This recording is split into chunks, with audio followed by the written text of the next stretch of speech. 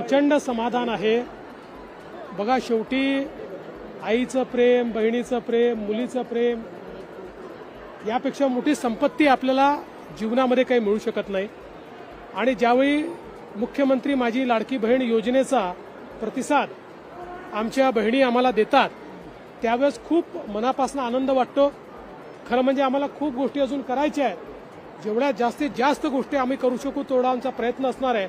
कारण विकसित भारताकरता आणि विकसित महाराष्ट्राकरता आपल्याला आमच्या महिलांचा विकास हा सर्वात महत्त्वाचा आहे।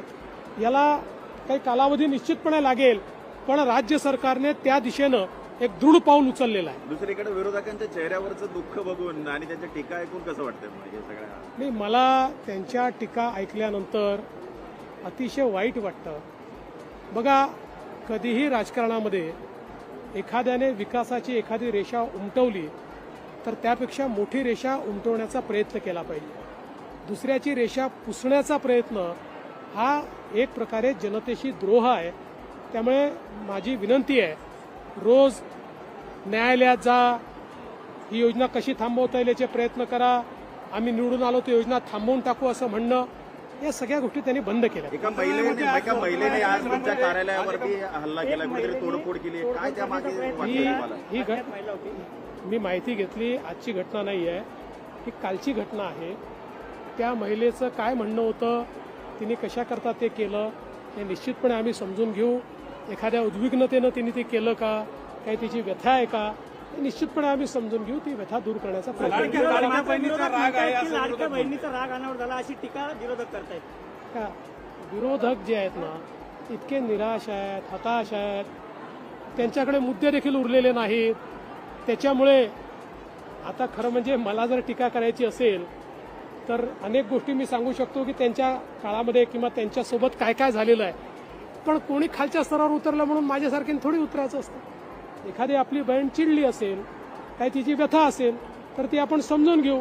कोणी जाणीवपूर्वक पाठवलं असेल तर ते देखील समजून घेऊ, काही त्याच्या मागे वेगळं असेल तेही समजून घेऊ, जे काय असेल।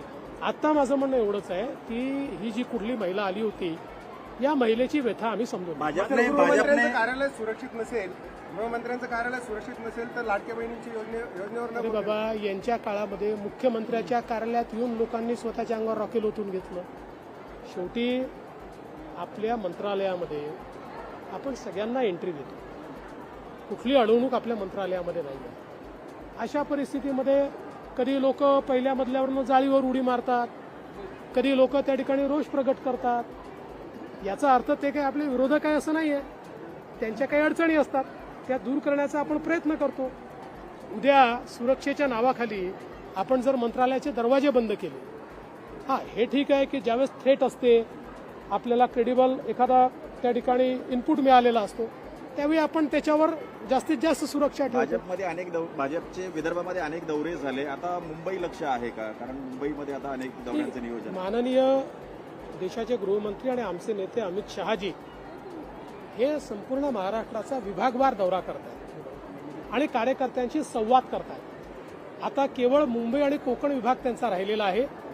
जवळपास 1 तारीख त्याची फायनल होते, 1 तारखेला ते मुंबई आणि कोकणातल्या कार्यकर्त्यांशी संवाद करतात।